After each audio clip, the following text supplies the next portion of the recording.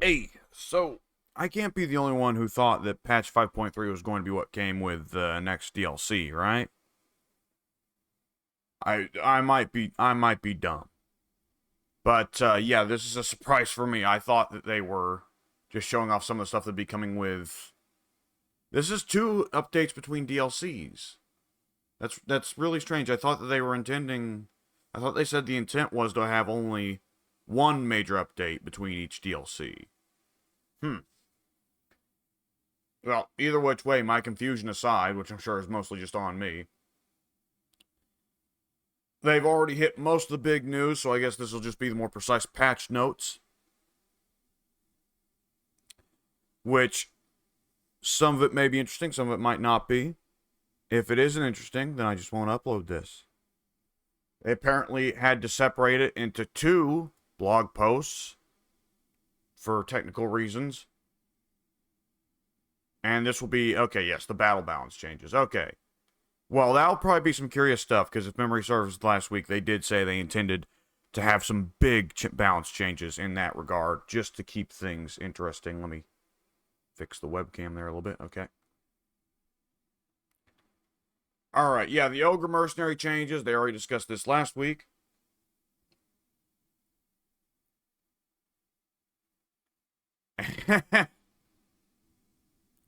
And Xiao Ming is going to be bugged for the foreseeable future in regards to these ogres. That's unfortunate. The bounties mechanic, yeah, this is a surprise to see this not be attached to the DLC.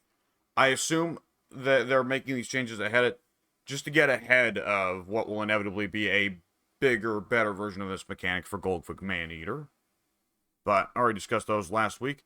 New magic items, let's see, they don't actually list the stats.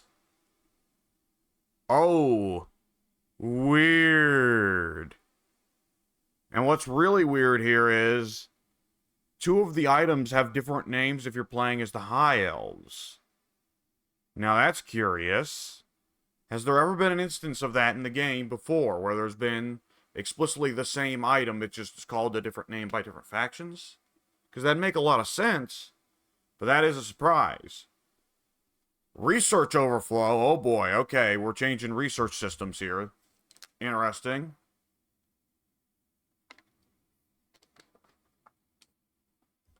Research has always been a percentage. Time was presented in number of turns for ease of understanding. Under the hood, though, you actually generate a certain number of research points every turn while actively researching a technology. The base amount of points generated is 100, so a 150% research rate means you generate 150 points. Okay, I'm glad that they're demystifying this system. And technologies are defined by a total point cost needed to complete them. And this does present goofiness whenever you have research overflow. Yeah, it's never been something that I've devoted a great deal of thought to, but this is something that I have noticed, that this is a goofy thing that happens sometimes. So if you start researching a technology with a base time of 4 turns, excuse me, I'm not sure why Breakfast is disagreeing with me. It always chooses specifically when I'm doing videos. And specifically videos for the Total War channel, which is just me recording and I don't have anyone else to cover for me. My digestion works just fine then, when I've got other people that can cover for me. Go figure. Alright, anyways. 400 research points, plus 30 research rate, so it's 130 research points per turn. Which, naturally, means that at the end of 4 turns, you should have a lot. I'm not going to do that math right now because I'm trying to stay up later than usual, so I'm a bit sleep deprived. Changing sleep schedules. So it did not save any time at all. And the extra 120 points will be lost to the ether, leaving you with no benefit whatsoever for your increased research rate when not researching technologies with high enough base costs. And now the surplus points will be applied to the next technology you research. Okay. That is Okay, now we can see the research costs of the techs as well. That's interesting. That means we're going to be working through the tech tree faster. For most of the races, that's nice, because a lot of the races you generally tend to wrap up the campaign before the tech tree gets finished. But if you've ever played Beastmen, you finish the tech tree before you beat the campaign. So it's going to be interesting to see more of the races are going to be finishing their tech trees in reasonable amounts of time. This is also probably going to give people more motivation to up their research rate. Movement range display, okay. Reworked how campaign movement range is displayed in an effort to improve clarity when moving and switching stances. Previously, the movement range was shown as percentage, but it was a numeric value under the hood. Same issue there. To clarify this, movement range is now displayed as a numeric value, while bonuses will still be presented as percentages. This change should make entering and exiting stances much more understandable. Okay. So, this should cover somewhat for... I would assume this would help somewhat with the goofiness of where when you have increased percents, when you're getting buffs to your movement range, you still have... It still can be a bit awkward trying to enter encampment stance or ambush stance if you don't have the right amount. I don't know, I'll have to look at this in action, but that is neat.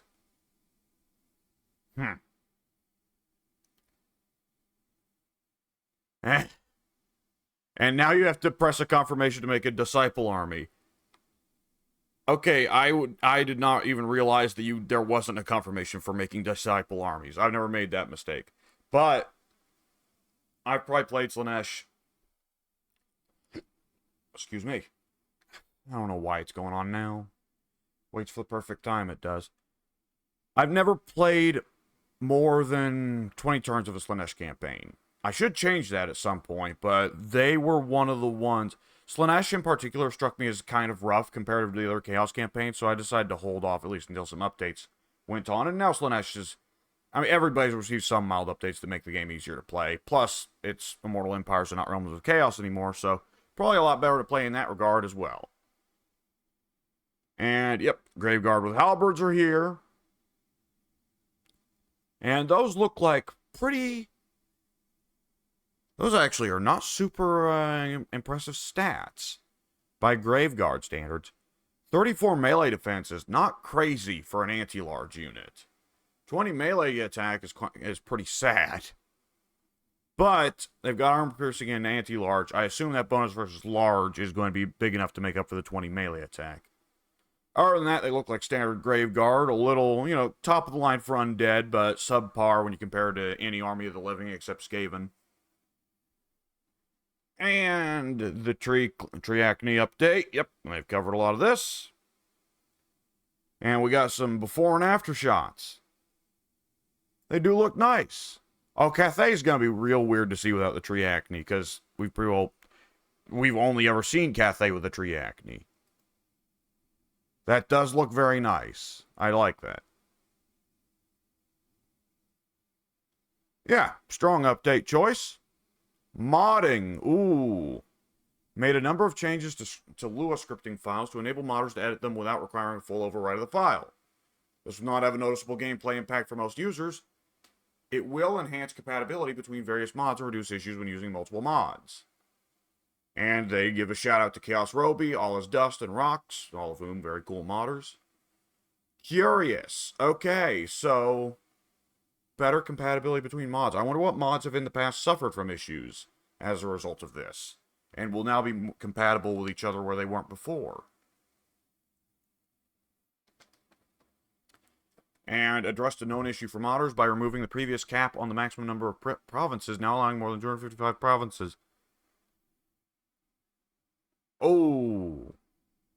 How many provinces are in the Immortal Empires extended map? Because the settlement count, I think, is like at 650 or something. It's about 100 over Standard Immortal Empires, and Standard Immortal Empires has like 500 and something settlements. I really should remember this better, considering I wrote up lore for 250 of them. I'm pretty sure it's in the range of 540. Uh, so, yeah. I'm not sure that Immortal Empires Extended needs more provinces, but if Roby needed that, then more power to him. They don't specifically credit that one to Roby, but then again, no one else is making campaign map mods. The old world map, the old world campaign mod, I believe, is pretty well officially done. So, unless Roby is working on another campaign map, which I don't think that he ever wrapped the Southlands campaign that was being worked on alongside Araby. But unless it's that, then I guess it would have to be for Immortal Empires Extended, but there's not really anywhere left they can add in Immortal Empires Extended. Immortal Empires Extended kind of covers the entirety of the Warhammer map. Maybe if he pushed the waters out a little further east to give Nippon a bit more land and Torelithis, but I doubt he'll touch Torelithis now that it's so pretty looking. Bug fixes, I usually breeze over this part. Generally speaking, most bugs, there's a lot of bugs that get listed here.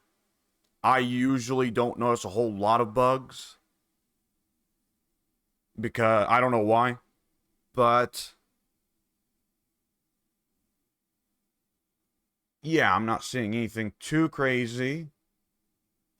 I would definitely kill for some, like, just generic performance improvements frame rate wise on the campaign map, but that so far has not been a priority. And yeah, let's see. Anything I am noticing? A lot of this stuff is like, when you conquer the Oak of Ages of the Ogre Kingdoms. I've never conquered the Oak of Ages as the Ogre Kingdoms. I'm not a huge paint the whole world map sort of player. Though that is an amusing thought. The ogres conquering the big tree. And let's see, were there any animation issues that I could recall? I remember the dwarfs, the Thorgrim was bugged on his throne for a while, but let's see, is that in here somewhere?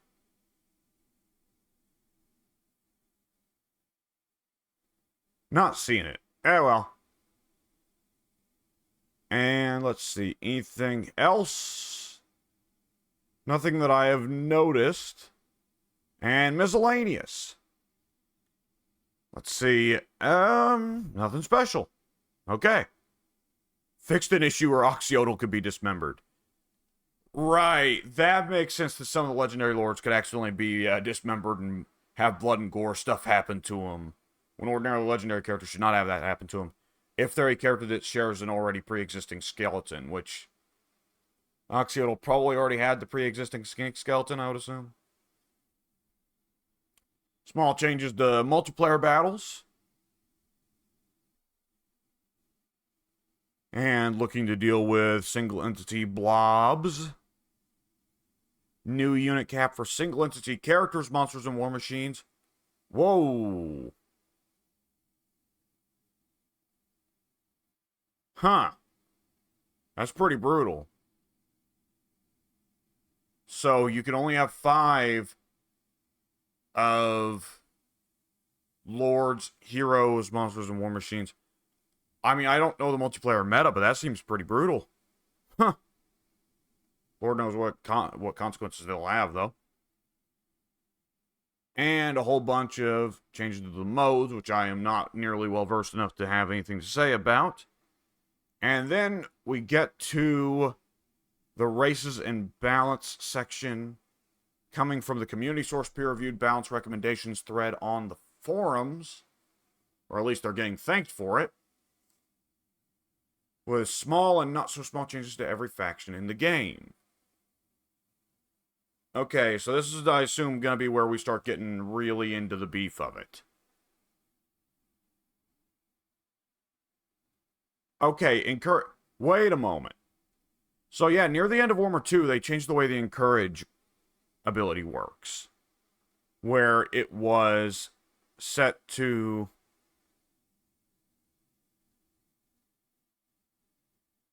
Oh, I thought that was the reverse. Okay, my memory was that Warhammer 2, for much of its lifetime, the encourage mechanic, the way it worked was... that a non-Lord of Hero unit that had the encourage mechanic, or excuse me, the encourage ability, like Longbeards for the dwarfs, would give +8 leadership, while Lords and Heroes would only give +3. This right here says no, it was actually started out. No. Excuse me, I need sleep. Sleep is important. My memory was that before, Encourage worked the same across the board for all units, Lord, Hero, or otherwise, for much of Warhammer 2's lifetime. Then near the end, they changed it so that units like Longbeards that were not Lords or Heroes but had the Encourage attribute would give more leadership bonus than the Lords and Heroes would. Which I thought was interesting at the time, because that was more encouragement to take Longbeards as a dwarf player over just taking either standard dwarf warriors because they're cheaper, or iron breakers because they're more effective in pretty well all situations. So apparently my memory was wrong, and it was the reverse, that a Longbeard would give the +8 and the Lords of Heroes would only give +3. And they changed that so that it is now uniform. It was uniform across the board. Didn't remember that. And now it is also uniform across the board in Warhammer 3.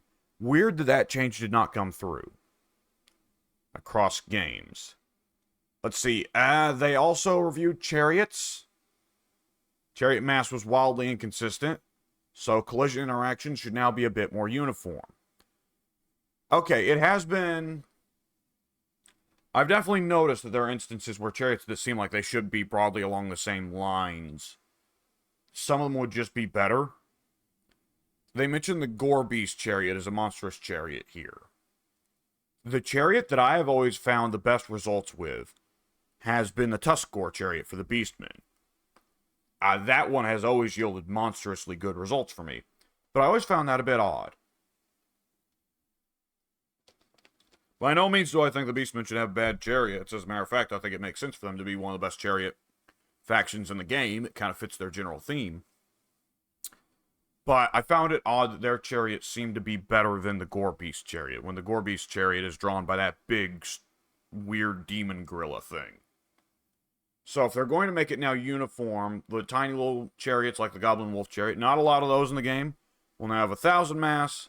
The medium chariots, monster single entity chariots, specifically pointing out the chariot of the gods. I'm not sure how many other monstrous single entity chariots there are in the game. Would you count the scrap launcher for the Ogre Kingdoms as a monstrous single entity chariot? It kind of is, while at the same time being an artillery piece. And where do war wagons count? Do Imperial war wagons count as medium here? Because if they got better at charging in, that could deal with them, somewhat deal with them being otherwise generally considered a useless unit. Either which way, this will make it easier to use chariots, and it will make for more transferable skill with chariot use, which I'm not complaining about. I like chariots. Chariots are one of my favorite unit types in the game. But I'm a Bretonia player. I like to use cavalry a lot, so it's not really any shock at all that I like the units that are more micro-heavy. And they've also changed the way that flying units charge, because they seem to slow down when charging from flying state to the ground. Increase the charge bonus of most flying units to exceed their flight speed. As a result, flying units charging along the ground will now benefit from better impact due to their enhanced speed. I mean, Pegasus Knights and Hippogriff Knights are already really, really good on the charge. Yeah, anyone that's played Bretonia and taken them into a siege has definitely at some point seen Pegasus Knights just annihilate any enemy infantry unit that's on the walls by just blowing them all off the walls with little to no resistance. So this seems like it could require a nerf as a follow-up. And let's see, known issues. Units that use the collision type capsule have a problem where missiles can pass through the top 5 to 10% of their collision box and deal no damage. Not the end of the world. Articulated vehicles, such as chariots, can be hit multiple times by projectiles, resulting in double or even triple damage being dealt to them. That's pretty important. That's pretty brutal. Because chariots can already be rather vulnerable to missiles sometimes, and that's going to be pretty brutal. Unit docked onto a wall that is also partially docked onto a gatehouse may have its line of sight blocked and could be unable to shoot. Gatehouses all have pretty well always caused shooting issues for missile units. It's always been weird. And let's see. Yep, the usual mod warning. And be careful about your mods. Okay, on to the big bounce. Let's see. General Gotrek is now slightly cheaper. He's put in the general section all by himself because he's available across factions, across races. Alright, now Beastman doesn't look like... It looks like we're just seeing some small changes here. Pestigors got nerfed by quite a bit.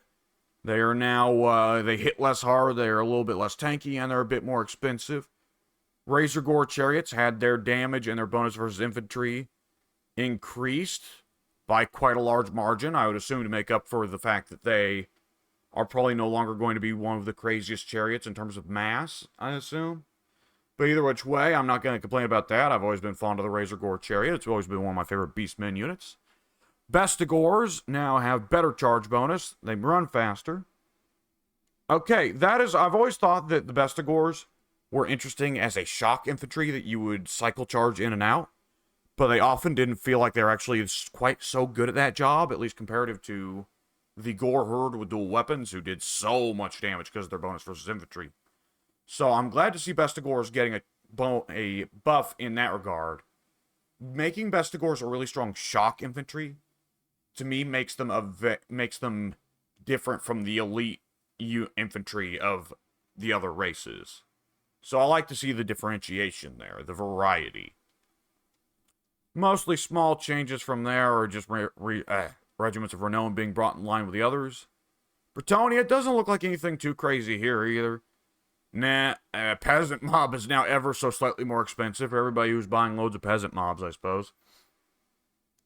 Though I don't know the multiplayer meta. Maybe they're really good in the multiplayer meta. A health nerf to Grail Knights and Grail Guardians. Much more slight in the case of the Grail Guardians than the Grail Knights. But it does not look like really it's going to be that huge.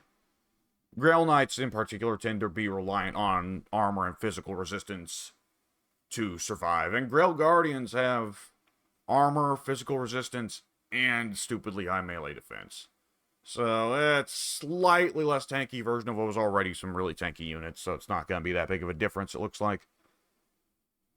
Other than that, let's see, for the Chaos Dwarfs, looks like just some mild changes to HP, and some mild changes to cost. Nothing too crazy. The Lamassu has definitely been made a little bit tankier across the board, which that is more meaningful. Monsters tend to be more reliant on health for their tankiness. They tend to have bad melee defense and not always good armor, which the Lamassu, I think, would have little to no armor. Though the Chaos Dwarf on top, that probably increases the armor by quite a bit. I also don't think the Lamassu has Phys Resist. I don't see why it would. Physical resistance, I guess I don't need to... I probably shouldn't speak in shorthand for the first reference to the term. The Kadai Destroyer now has collision attacks. Wonder how much of capability it has to plow through a crowd. The Demon Princes from the Warriors of Chaos roster are now on the Demons of Chaos roster now too. Were they not before? Weird. There's been some confusion on the roster as to why the very basic looking unit, the very basic looking basic bitch Demon Prince exists on the Demons of Chaos roster. The answer is that it represents the most basic form of the Demon Prince, and without it, players will not be able to load their custom Daniels in custom battle. That makes sense. And now it's been moved to extended roster because they probably should... Players should not be able to take their custom Daniels into multiplayer anyways. And Arcalux Prince of Fury has also been moved to the extended roster. Not sure why that would be, but okay. Because they've not touched the other generic Demon Princes. Or, well, the other Demon Princes that have names, I guess, but are otherwise still just variants on Daniel. Dark Elves, looks like, yep, just changes to money and changes to health here. Making a good couple units cheaper here. Hellebrand, the Bloodreich Shrine, Doomfire Warlocks. And that looks like that's more or less it. Yeah, very minor changes for Cold One Knights, making them a little bit tankier and a little bit less impressive on offense. Well, 29 to 28 melee attack, that's a non-difference. It doesn't really matter, though. And Scourge Runner Harpoon Gunners now deal more damage to account for the fact that they are a single entity. The Scourge Runner Chariot isn't a single entity, is it? It should be like 4 entities on Ultra and 3 entities on Large. Weird. Okay, whatever. Alright, Dwarfs. The Demon Slayer Lord has received a nerf, which is a surprise. I thought I had heard that he was actually quite bad. Weird. Same nerfs have been slapped onto the Dragon Slayer. The Thunder Barge is now a bit more expensive. That thing is probably just going to keep getting hit with nerfs. Because that thing, the Thunder Barge was always dangerous territory to enter. Where either it was going to be a slow, squishy flying unit that would do a small amount of range damage, in which case it would be unreasonable to buy it. Or alternatively, it's a flying death machine that annihilates armies, which is what we ended up getting, in which case it creates the balance problems of, for one thing, it's crazy, and so many armies barely have a counter to it, or have no counter to it. But on top of that, it creates the issue of diluting the dwarf's fundamental identity as an army, where they no longer become the super tanky turtle army that builds death boxes, and instead they become the army where you have a couple units that sit on the land to justify the existence, to prevent the automatic flight route from occurring for the Thunder Barge that is the actual army.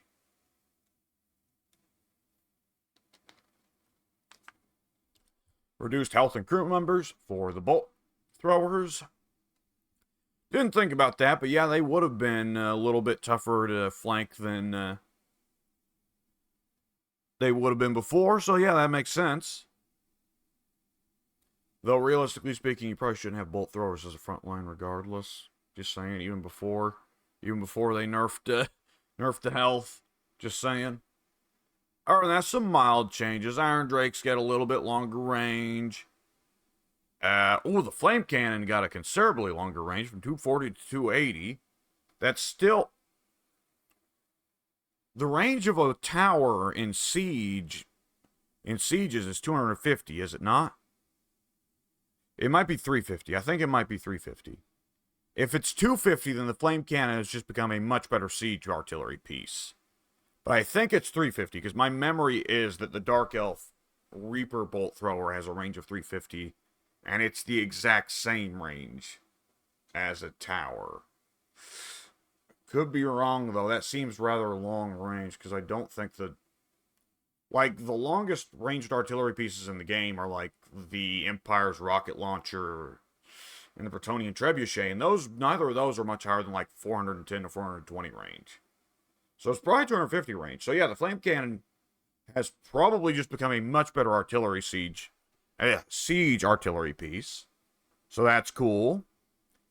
Though, for sheer ability to bring loads of artillery that would be able to fire a lot, you'd probably still want to take cannons just because they're cheaper. Though flame cannons are, of course, going to be way better in the field for actually bringing down infantry. I guess really you should bring both, because cannons are for bringing down monsters and for longer range, while flame cannons are for anti-infantry. What am I saying? Most people just are going to Doomstack anyways and just take nothing but Iron Breakers. Alright. Let's see. Other than that, still mostly pretty small changes. Cost reductions.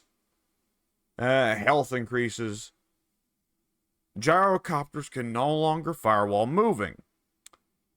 I remember they added the ability for the gyrocopter and the gyrobomber to fire while moving with the Throne of Decay DLC, and I remember thinking that seemed kind of nuts.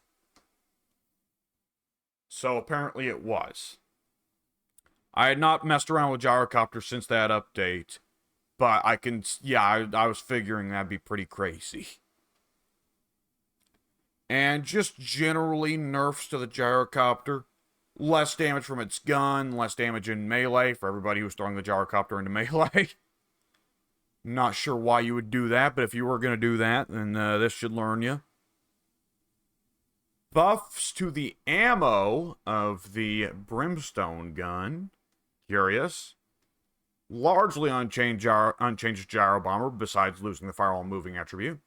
So nothing too crazy for the dwarfs. For the Empire, let's see, Demogryph Knights, more health, more leadership. All right, that's gonna help them a good bit in the fight of who's the best cavalry unit in the game. Because usually it tends to be a 50-50 between Grail Knights and Blood Knights. Though I've not thrown Warbear Riders against Grail Knights or Blood Knights to see where they sit in that area. Nor have I tried Skull Crushers. I should do that. But nonetheless, yeah, Demogryph Knights were always kind of a little bit behind Grail Knights and Blood Knights, but this will probably make it a tighter race.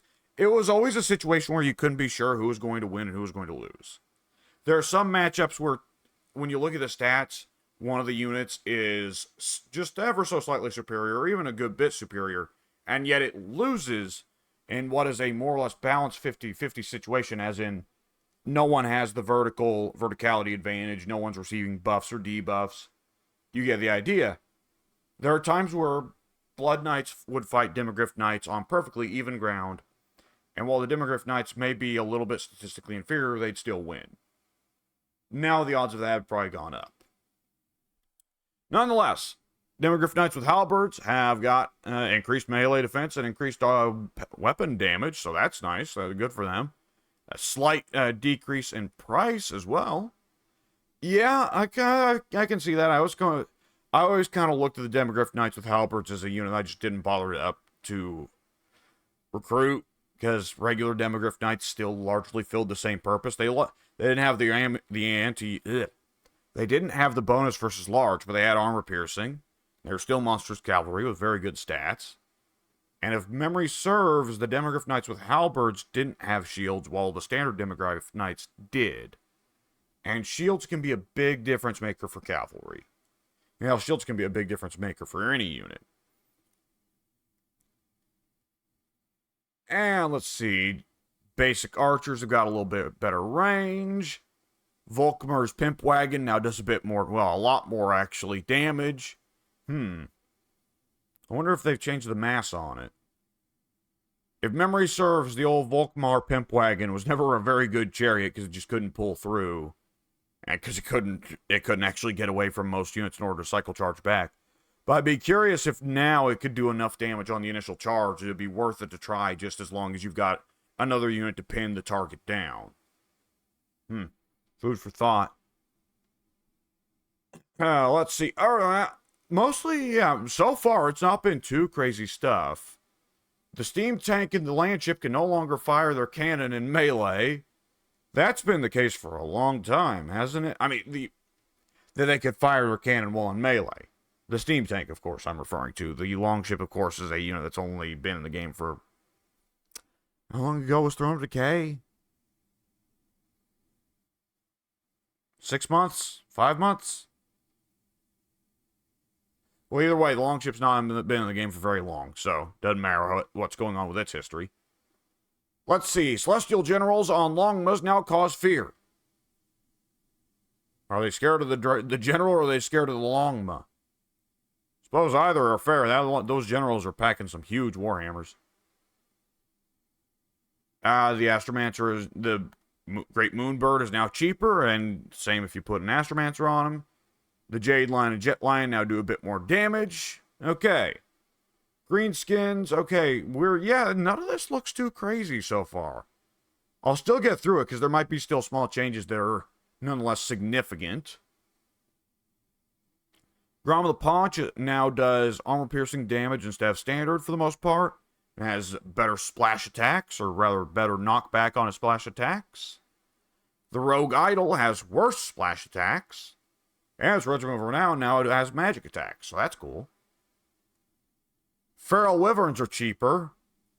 If you get that unit recruited, which I never have, but then I'm not a big Greenskins player in campaign. They're not my style. So maybe it's actually really common. And yeah, just small choices, just small changes to cost. Oh, Orc Boys are cheaper. That's actually that's pretty helpful in, that's a really small change to cost. Okay. Well, for your Greenskins army that's got 10 orc boys in it, you're now being saved 10 gold per turn. Excellent. Phoenix Guard are now immune to psychology. I'm shocked they weren't already. Well, I'm not. I knew they weren't already, but I always found it odd they weren't already.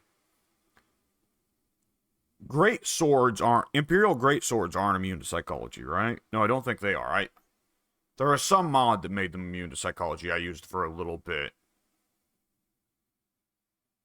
Huh. Maybe the one time I tried SFO and that just stuck with my memory. I don't know. Anyways. Yeah, immune to psychology makes sense on the Phoenix Guard, since they are weirdos who, like, know their future and know when they're going to die, so why would they get spooked? I mean, I guess if they are on the cusp of dying, but they've seen their future and they know they're not supposed to die there, then that's a logical context in which they should run away. But even then, that's not fear. That's knowing, oh, I'm not supposed to die here. I'm supposed to die later. But that's a big part of Phoenix Guard lore, is that they've been given some degree of ability to see the future, mostly just to see their own deaths. Oh, excuse me. I'm really sorry about that. It's really bad today. I don't know why. Alright. It must be... Yeah, I must be having a bad reaction to orange juice. I had a bunch of orange juice earlier today. Maybe that's it. Alright, the Regiment Renault version of Phoenix Guard are now immune to contact effects. They're throwing that ability around more. I am happy, though. I don't like when a new ability is introduced in these games and they don't retroactively give it back to any of the units that would make sense in the past to have it. That's certainly been goofy. I mean, it's with Warhammer 2 they did I don't remember. I want to say Warhammer 2 pretty quickly from Mortal Empire's launch had Rampage as a mechanic applied to the appropriate units from Warhammer 1 where it made sense. But I do want to say there are a couple units of Warhammer 1 from Warhammer 1 that it took a while to get the Rampage ability in Warhammer 2 when they should have had it from the jump. Nonetheless. Let's see. Mostly just still mild changes. The Techless on a Phoenix now does more damage for everybody that thought Techless on a Phoenix was too weak. Anyways. Rangers, small changes. Yeah, pretty well small stuff. War Lions have a better bonus versus infantry. That's nice. Lion Chariots do more damage, presumably to make up for whatever mass goofery has gone on with the widespread changes to chariot mechanics. And the Flamespire Phoenix now does a fair bit more damage as well. So hey, that's all cool. Khorne, let's see. Oop, the Exalted Hero of Khorne got slapped with a rather sizable loss in melee attack. 60 melee attack is still a spectacular number that will easily whoop most infantry in the game. But compared to Lords and Heroes tend to have pretty good melee attack and melee defense numbers. Usually so they don't get minced by crowds. So, when he's fighting against other heroes and lords, the Exalted Hero of Khorne's going to be having a bit more of a trouble fighting than he did before. The Bloodthrone mount, and I'm going to guess the Bloodthrone, Blood Shrine type units in general here, have received bigger damage, presumably to account for the fact that they're a chariot. Though they also have received smaller splash attacks and less bonus versus infantry. And they've reworked the attack zone data to make the Blood Shrine of Khorne more reliable in melee. And it's good to see that. I like them buffing the oddball units from Khorne's roster. Khorne is one of those races in the game that is in dangerously close territory to just having one playstyle they do and they don't do anything else. I complained before about this with the dwarfs back in like Warhammer 2, back when I was still making videos about that 3 or 4 years ago, that I felt the dwarfs had too much of a tendency to just fall into one playstyle. Khorne has that similar problem, but arguably even more so. And oddball units like the Blood Shrine and the Skull Cannon do a good job of introducing some alternatives for Khorne's playstyle. So I like that. Let's see, the Skull Cannon has reduced projectile penetration now, and instead, the Skull Cannon projectile now spawns a small static vortex upon impact. Curious. So it's going to do more damage to our enemy units that are approaching, because they're going to keep on moving forwards, presumably into the vortex that hit the dude in front. Interesting. Curious to see how that's going to be in action, because that's one you can't really go off the numbers. You can't really judge off the numbers. You have to judge off the experiments and see how it goes. Pretty standard changes to health and cost here. Bloodthirsters now have better bonus versus large, as well as more damage. Okay. Minotaurs of Corn are now 50 gold cheaper per turn. That's pretty nice. That's pretty sweet, actually. Yeah, 50 gold per turn. I had to make sure I had to stop and think to make sure I did the math right. For Kislev, let's see. I feel like I've heard Kislev's been doing real well in multiplayer lately, so I'm expecting they're going to be mostly hit with the nerf hammer here. And it looks like this is probably the case. Costs going up, run speeds going down. The Frostworm now has collision attacks. If you want to use it like a big, stupid ice worm chariot that has no proper place being in Kislev's roster. It's the dumbest unit in the whole roster, and I hate it. Anyways. The Streltsy, the regiment-renowned Streltsy, no longer have splash attacks. Yeah, I don't know how that happened. That's a little bit dumb. There's a reason. There's a reason that the Crimson Killers have for a long time been regarded as the best infantry unit in the game. The Crimson Killers being the regiment-renowned version of the Black Orcs, by the way, for the Greenskins. And it's because they have splash attacks, and their splash attacks are really good. And when the Hammerers, near the end of Warhammer 2, Dwarf Hammerers got changed to also use splash attacks. There are a lot of people who didn't like the Hammers with splash attacks and felt they were weaker. In my personal experience, the Hammerers got way better once they had access to splash attacks. Though I was using them to mow through low-tier units, maybe it reduced their capability to keep up in elite versus elite fights. But either which way, Kravis simply wound up later on reverting that so that Hammerers went back to not having splash attacks. Heavy war sleds and light war sleds are now considered large instead of very large, which should make it where you're no longer just able to knock back everybody ever forever. I did remember hearing that was a problem, that the Kislev sleds were pretty stupid for their ability to just plow through enemies. Yeah, Kislev pretty well got hit with nothing but nerfs here. Aside from the Frostworm being able to do collision attacks. Other than that, looks like all nerfs. Lizardmen, let's see. Carnosaurs and Ripperdactyls now benefit from the Primal Instincts ability. Primal Instincts, is that the Rampage replacement that makes them stronger when they get to low health? I think so. It's either that or the ability to detect stalk units from a further distance, which is really one of the odder things about the Lizardmen. It's a mechanic you kind of forget most of the time. Because the AI usually doesn't bother using units that have stalk, or if they do, they just throw them in with the rest of their army. It's a thing you forget about in single player, and in multiplayer I don't see how it would factor in that much more either. And it's just really weird, because only the Lizardmen have that. You'd think there'd be other animal units that would have better detection range, that would have superior detection ranges for finding units that are stalked, that are using the stalk ability and stealth. But no, so far as I know, it's just the Lizardmen. It's just the Lizardmen that can smell Skaven ninjas from far away. Go figure. Yeah, red-crusted skinks have received just general damage buffs all around, as well as being made cheaper. I'm happy with that. I like the red-crusted skinks as a unit, but I generally find they're actually really underwhelming. I want to use them a bunch because I think that all skink armies are really cool. I like to roll skink armies when I play Lizardmen, but red-crusted skinks are usually not very good for how much more they cost than a standard skink cohort, when a standard skink cohort has shields that allow them to block missiles, and they have their own javelins to chuck before they get into melee. Red-crested skinks have neither shields nor javelins. And they're in melee, they just didn't hit as hard as you'd want. So I'm glad to see they're getting some buffs that'll hopefully deal with that. Alright, now it looks like we're in Buff City here for the Lizardmen. We're getting price decreases. Nakai now grants all units in his army the Woodsman attribute in campaign. That's pretty good.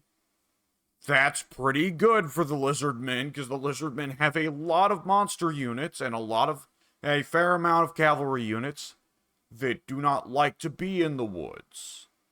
So this gives Nakai the ability to turn his Lizardman army into a discount Beastman army. Or Wood Elves, because Beastmen and Wood Elves, those are pretty well the two go-tos for armies that can take loads of monsters and fight in the woods without giving a damn. And Nakai can now give all units in his army the Vanguard Deploy attribute. Ooh! That's pretty crazy. Nakai himself now has Vanguard Deploy, Woodsman, and he causes terror. I guess it makes sense for the dude named the Wanderer. But that's pretty nuts. I'm wondering if they'll have to... It's in campaign only, so I assume that balance-wise, Crev Assembly just won't care, because Crev Assembly usually doesn't care if they make something too strong in campaign, they just let it be. And if people complain that it's too strong, Crev Assembly will instead just go around buffing the stuff that isn't it. Generally speaking, when it comes to campaign, Crev Assembly tends to take the stance of, buffs make things fun, we guess. Of course, it sucks when the really strong stuff in campaign is used against you by the AI. If you happen to spawn anywhere near Clan Scryer, anywhere near Skavenblight, then you'll be experiencing some of the funness of when the buffs are on the other side. But nonetheless, Crev Assembly does not seem to nerf stuff in campaign very much. Nerfs are reserved exclusively for battle stuff.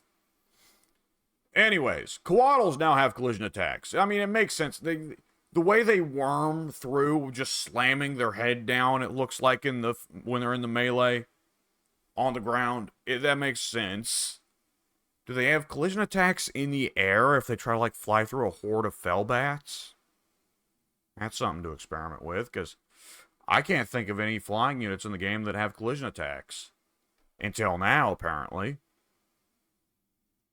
Yeah, I don't think dragons or terrorgeists would have any. No. Across the board, we're seeing reductions in price for Regiments of Renown, Lords and Heroes, a few monsters. So, all-around buffs for Lizardmen. Norska, let's see, some slight price reductions for some Mammoths. Marauder Berserkers have bigger charge bonuses. I've noticed they're going around and giving bigger charge bonuses to infantry units here. That's interesting. I'm glad to see it, because bigger charge bonus... It's not something...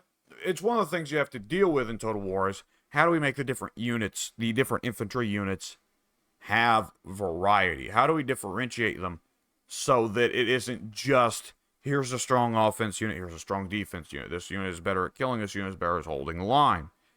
Stuff like charge bonus that encourages the player to cycle charge with infantry is really interesting, especially because usually the player won't do that.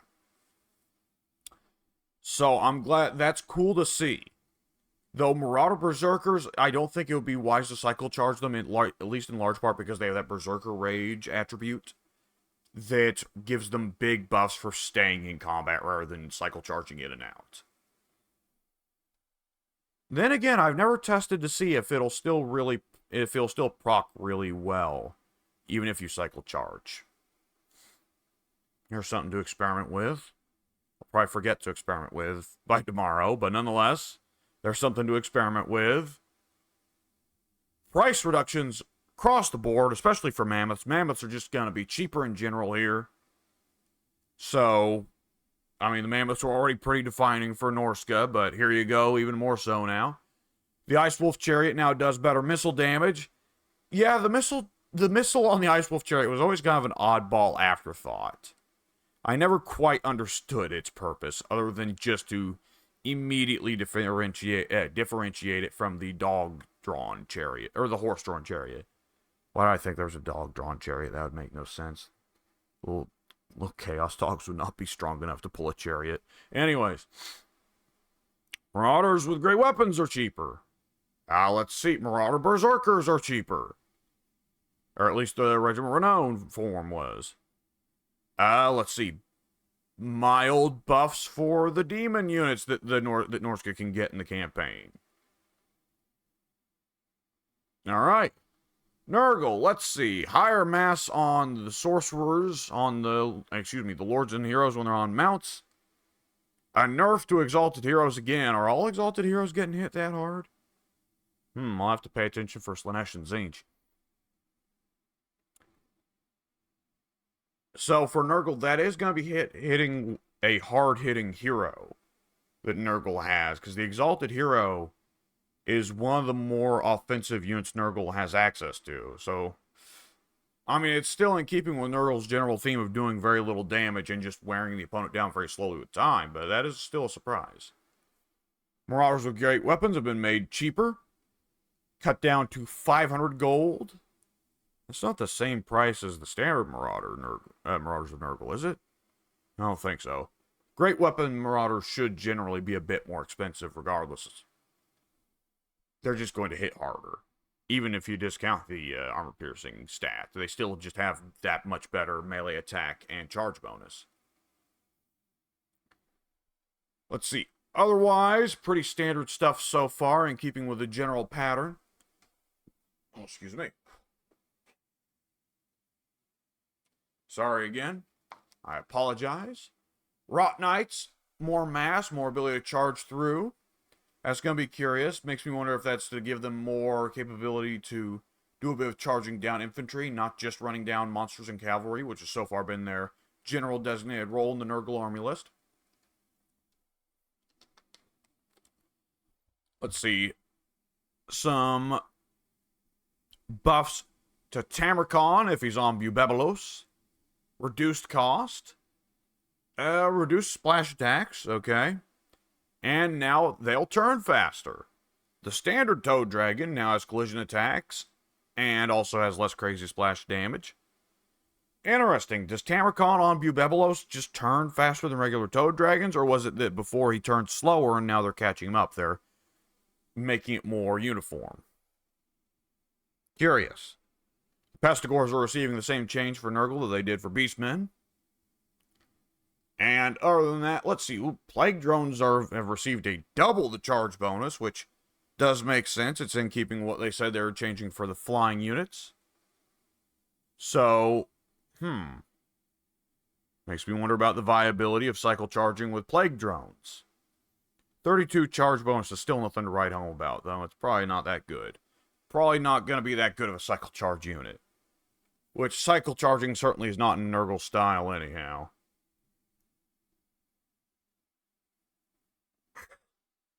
The Ogre's got some real substantial changes here. Maid Grease is cheaper. There you go.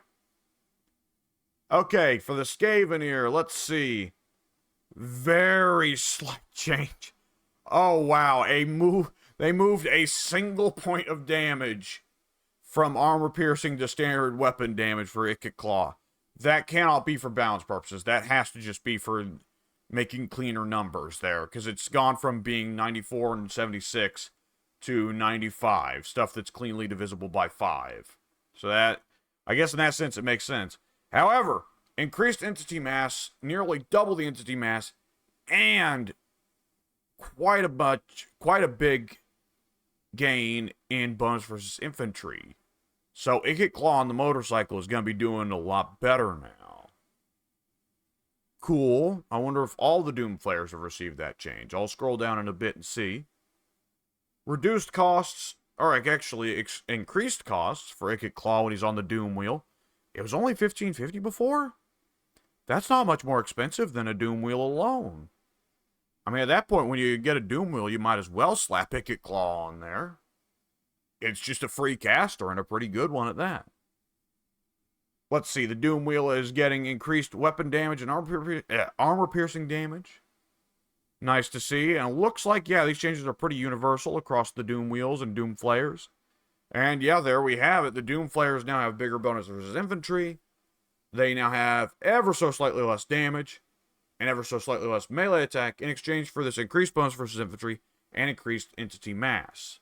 So they've made it a lot less ambiguous. Well, it was never really ambiguous that the Doomflayers were supposed to be a cycle-charging chariot-type unit, but they've made it even clearer for those who were not already using them in that capacity. With similar changes across the board to the various Regiment of Renown variations to the Doomflayers and Doom Wheels. Thraught the Unclean is now cheaper. Only 800 gold. Really? Okay, well that's without the ability slapped on him. And he's cheaper upkeep in campaign. That's cool. Throw him on a Brood Horror, and, wow, that is a huge decrease in price. 1,700 to 1,300. 1,400 gold change in price is crazy. Wonder what's going on there. And yeah, the upkeep cost in campaign is a whole 100 gold. That's pretty nuts. I mean, most people don't pay attention to the upkeep costs of mounts in campaign. Most of the time, it doesn't really matter that much, or the mount is just worth it. Unless the mount is really kind of just a trash mount. Like, for instance, the basic corpse cart. Once you unlock that on the Necromancer, don't put your Necromancer on a basic corpse cart. Wait until you get either of the better variations. But other than that, the mount is pretty well always worth it in campaign. Especially if it increases the move speed or gives flight. Those are crazy. Alright, Force Lanesh. Let's see. Ever so slight buffs to his cavalry, or their cavalry. With the Heartseekers getting better damage, the Hellstriders being made cheaper. The Heartseekers, the ones that are rode by Demoness, and the Hellstriders are the ones rode by Marauders, right? I think so. Makes sense that the ones rode by Marauders should be cheaper. Not necessarily just chaff or crap, because it's still demonic cavalry. It shouldn't be that cheap. But cheaper than the Heartseekers makes sense. Heartseekers are demons riding demons. Hellstriders are just regular dudes riding demons. Chaos Corrupted dudes, but still dudes. Excuse me. And the chariots have continued to receive their more or less uniform across the board changes. Less splash attack, more damage. And who knows what changes they will incur from mass on these, because I do not have the masses of the various chariots memorized. I'm not that much of a nerd for this game. I'm not sure anyone could have the masses memorized for the chariots. The only unit I would say off the top of my head what the unit mass is the mass of an Empire Spearman is probably 100. And that's the only one I'm going to take a guess at, because if memory serves, virtually every infantry unit in the game, barred like Dwarf Infantry, is 100 mass. Let's see. Exalted Keeper of Secrets now does more damage, has better charge bonus, less splash attacks. Still the same changes with Chariots. Nakari now hurts quite a bit more, 75 charge bonus. Good lord, Nakari will now be a chariot on 2 legs. Forsaken now have more health. Forsaken have always been in an awkward spot where you never really use them that much.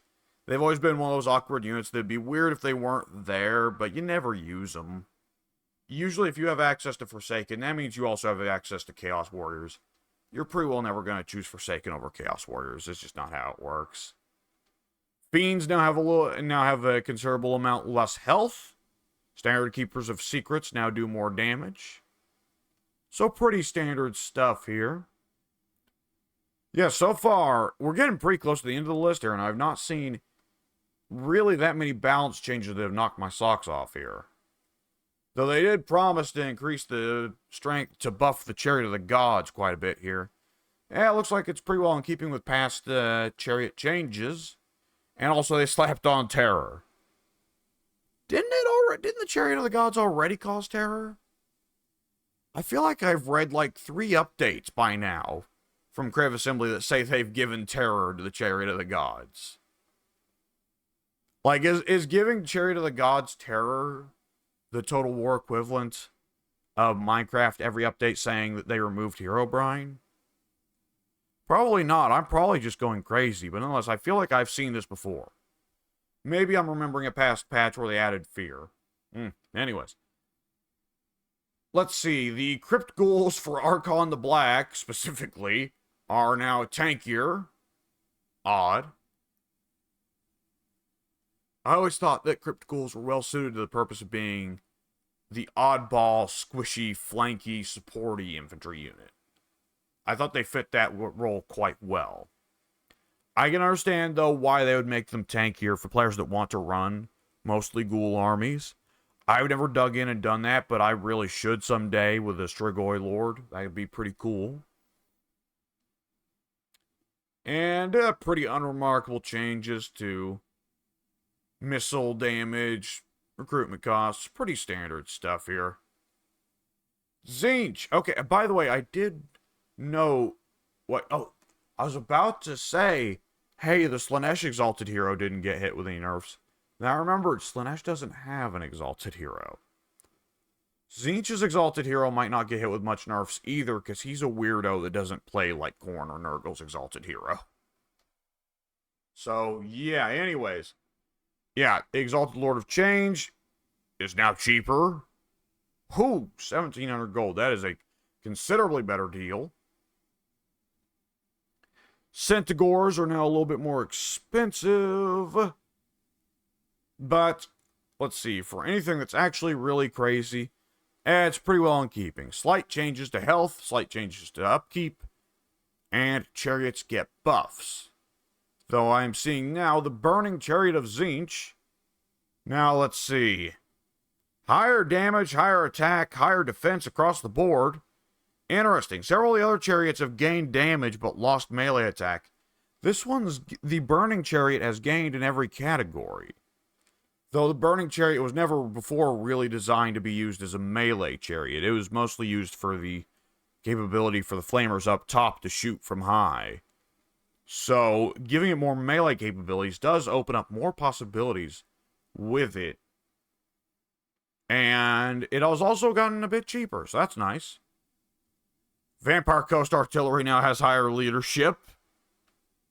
Yeah, I mean, Vampire Coast in general has very, very poor leadership. Generally, Vampire Coast wants to survive on the idea of either A, shooting the opponent to death before they get to you, or B, figuring out some kind of tool that will delay the opponent once they get to you that will allow you to shoot them to death. So, generally speaking, most of the Vampire Coast zombies tend to fold up the moment any real melee threat runs up against them.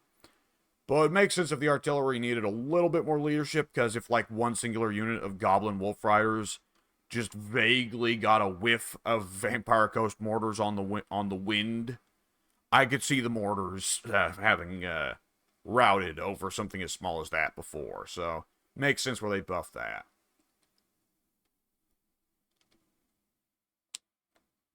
Let's see, Queen Bess. Now, Queen Bess herself is a bit tankier. In exchange, her crew now are a bit squishier. And she has higher leadership. I did not know Queen Bess's crew only had 30 leadership. That seems like it'd be really easy to route Queen Bess off the board then. Which, I guess, Queen Bess being an artillery unit, it shouldn't be good in melee, but still, that's amusing to think that the big artillery piece that was one of the proud centerpieces of the Vampire Coast ads, and, like, one of the signature units, the biggest artillery unit in the game, it is nonetheless amusing to imagine it being routed off the board really quickly by some goblins on wolves. They're, like, one of the cheapest, shittiest units in the game. Araness Assault Spite now does better in melee. Yeah, other than that, who cares? Vampire counts. Looks like some very big changes here. 300 health gain on the Blood Dragon Vampire Lord as long as he's on a Zombie Dragon. Game changer there. Doesn't have to be, of course. I'm just smart-ass in here to buy time. I don't really care about how minor these updates are. And speaking of minor updates, that looks like that is the trend for the vampire counts. Some leadership increases for their ghostly units, so that's nice for them, I suppose. And the same general trend changes for the chariots, though increased mass for Mortis engines. That's interesting. I've always been curious about the idea of using Mortis engines as chariots. It probably still won't be viable because the melee stats on the on the Mortis engine are not that crazy, but it is curious to see. Curious, it's something to experiment with. And yep, in keeping with how the changes were for the Tomb Kings, the Crypt Ghouls for the vampire counts are now more expensive in exchange for being tankier. Really kind of odd change, I think. I would have preferred to save the 100 gold and have them stay as the squishy support infantry. But then Criv simply said they intended for this update to shake things up. So fair enough, that is a mild shake-up to the vampire counts, more so in the early to mid-game. And the Black Coach now has Strider. It has more leadership. Does more damage. Now has flaming attacks. Has a bigger splash attack. And its abilities now scale based on number of kills rather than being unlocked by number of kills. So, looks like probably a buff, though it depends on how the scaling works. And well, actually, I was about to say lastly, but no, Warriors of Chaos won't be last on the list. Wood Elves will be. For Warriors of Chaos, the second to last on the list, Sartorial the Ever-Chosen, or Ever-Chosen. Yeah, that's a different timeline right there. Sartorial the Everwatcher has received a bunch of buffs. I don't remember whether or not Sartorial was ever meaningfully different from the standard Lord of Change. I don't think he really was, but, well, now he might be a good bit stronger than them. And he also now has an item, the Rock of Inevitability. Well, that's cute. Kolak Sun Eater has magic attacks. Other than that, pretty standard stuff. Gore Beast Chariots now do more damage. Chariots, things go up in health, down in price. Yeah, pretty standard stuff. The Exalted Hero for the Warriors of Chaos also got smacked with a melee attack nerf. So it was across the board for Exalted Heroes then. Barring, again, the Tzeentch Exalted Hero, because he's weird. And lastly, for the Wood Elves. Ariel now leaves butterflies and flowers wherever she goes. That's great. They took that effect over from old Alariel. Well, I don't know why it took me a second to think of Alariel's name. She's only one of the most important characters in the lore, in the setting. Whatever. And she now plays an animation when she uses the Dart of Doom. Okay. I did not spend enough time playing Wood Elves when I actually had Ariel around to learn what the Dart of Doom was. Though when I played Wood Elves, the Wood Elf campaign, the one time I finished a Wood Elf campaign is, oh, I'm really sleep deprived if I can't remember this guy's name. The Angry Tree. Oh, I've beaten a campaign as him, and I am so sleep deprived I can't even remember his name. It's not Dave. Oh, that's embarrassing. Durthu. Okay. Yeah, when I beat the game as Durthu, I did not get Ariel until very late into the game because I tended to focus on uniformly dedicating my efforts across multiple magical forests rather than focusing on one magical forest, getting its purification ritual done, and then moving on to the next. In hindsight, it would have been smarter to go with the latter method because that would have given me access to Ariel much earlier. But, live and learn. Coadil now has more health and does more damage. Cool for Dryka, I suppose. The Ancient Tree Man has similarly seen increases. It looks like Tree Men in general are now going to be hitting harder. That's interesting to see. The Tree Man I have always associated as one of the tankier monsters that didn't do so much damage. So I wonder if this is a noteworthy change to their role. Durthu is now more expensive. Has higher health. Does more damage. Quite a bit of it. 48 to 56 is a pretty big buff in melee defense. So he's also going to be a bit tankier. So, good on Durthu. He's now a more valuable piece, which he was already... Durthu was always one of the best legendary lords in the game, I would say. So, yeah, he's not going to jump up into these super upper high echelons with, like, Scarbrand, but he's still going to be up there. Wildwood Rangers. Now, let's see how these guys were changed, because they said during the blog for the last update these guys would change, but they didn't say how. Excuse me. Because the Wildwood Rangers before were a armor-piercing... I think... Did they have an anti-infantry bonus? I don't think they did. But they were a light armor-piercing greatsword type unit, who, if they're, as long as they're in the woods, they also got a rather large anti-large bonus. But that was very odd and situational, so it looks like they're trying to fix that. So they do ever so slightly less damage and have a good bit less melee attack now. But they all have Vanguard, Deploy, and Stalk. Really?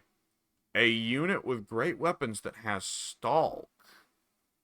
It's not too unimaginable, because the Skaven have Eshin Triads that are pretty well great weapon units with Stalk, but surprising to see someone else get them.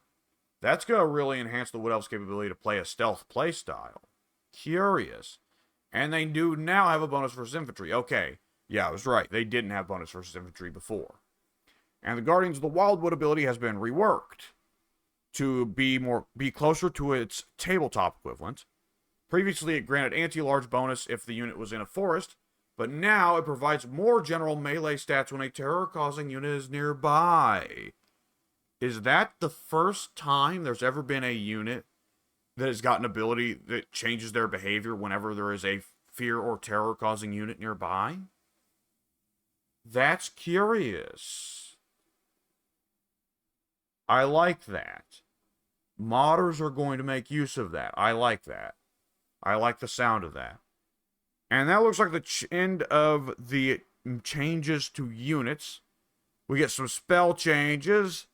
If I see anything crazy, I'll remark on it, but nothing too crazy so far. A couple of Vampire Ghost spells are cheaper for Winds of Magic now. But it looks like some very small, just 1 or 2 winds changes here.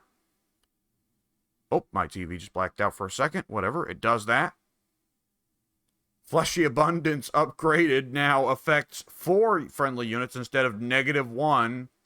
I don't know if that's a typo on the blog's part, or if the overcast version of Fleshy Abundance honestly just didn't do anything before. That'd be kind of funny. Hysterical Frenzy now gives base weapon damage increased by 25%. That's quite a lot. And it's active for longer. Hysterical Frenzy, is that one of the Skaven spells? I don't think it is. I think the Skaven spell is Death Frenzy. Is Hysterical Frenzy a Slanesh spell? It might be. Huh. Anyways. Glean Magic now applies Silenced to whoever poor bastards on the receiving end. And, though that was talking about last week's update, Regrowth now regenerates less vigor per second. Yeah, minus 5% vigor per second was really crazy. A lot of people don't understand just how strong vigor is in Total War Warhammer. I think in the past, when I brought this up in discussing past patches, I pointed this out. But if you ever play with Cataf Southern Realms mod, the Border Princes and the New World colonies have access to a unit called the Swashbuckler that is relatively high priced, at least by the standards of a human infantry unit. And you may be a bit confused, because stats-wise, it kind of looks like it's just a slightly better Sartosan. I nearly call them Sartosan Free Company, because I'm too used to the Marienburg mod. They look like a slightly better and more heavily armored Free Company, when they are very much not. Because they have a special contact effect that absolutely annihilates the opponent's vigor. And as a result, that makes swashbucklers stupid good at taking on elite infantry, because elites get hit harder by being exhausted than low-tier units do. I have watched swashbucklers whoop Warrior of Chaos ass handily, despite the fact that their stats broadly seemed inferior, because that is just how strong the vigor system is. So that is important stuff. And other than that, yeah, mostly minor changes, just slight changes to Winds of Magic, a little bit of changes to damage. Gehenna's Golden Hound can now change direction in 360 degrees, meaning it should roughly move around the same area instead of in a line. Curious to see how that'll actually play out in game. Curse of Years now applies Silenced. Makes sense. It was always supposed to be a Hero or Lord nerf spell, though I personally never used it. There are way better spells in the lore of Nagash, or lore of vampires. There we go. And a bunch of unit ability changes. There are so many of these that I have trouble keeping track of them. And so many of them are attached to like campaign abilities or items that I really just cannot be able to keep track of these properly. Guardians of the Wildwood was already discussed earlier. Ark of Sotek. So I am glad that they slapped the pictures on here to indicate the really important changes for someone who is, like me, just gliding over it. Though I'm not sure anyone would so intensely study every single ability change. Anyways, the Ark of Sotek, the Jungle Swarm, and the Sotek Sanctum now deal their damage via a stationary vortex rather than through a contact effect that damages over time. Was it not already a stationary vortex? Vortex, whatever. Huh. Anyways, applies the contact effect Sotek's Poison, which more or less does the same thing as regular poison, but because it is a separate kind of poison, it can stack with regular poison. That's pretty strong. If stacked with regular poison, that would mean that the recipient would be suffering minus 30% speed and minus 30% of all kinds of damage. That's pretty good. Regular poison is already really good, so that's nice. It's another reason to bring an Ark of Sotek in as a centerpiece for your army to support the rest of your army with loads of debuffs. So that's pretty cool. Gotta say, the update was not as crazy as I anticipated, though I'm now noticing I nonetheless managed to spend an hour and 16 minutes talking about it, because that's how much of a chatterbox I am, especially when I'm sleep deprived. But I did think there was definitely some very cool balance changes going on there. And I am quite curious to try out a good couple of those balance changes. I'm curious to see how chariots behave now. I'm curious to try out some of those quality of life changes as well. And I will, I suppose, just wrap this up here and say, I'll see you later. Hopefully when it's the DLC release or reveal trailer. I'll see you then. There you go.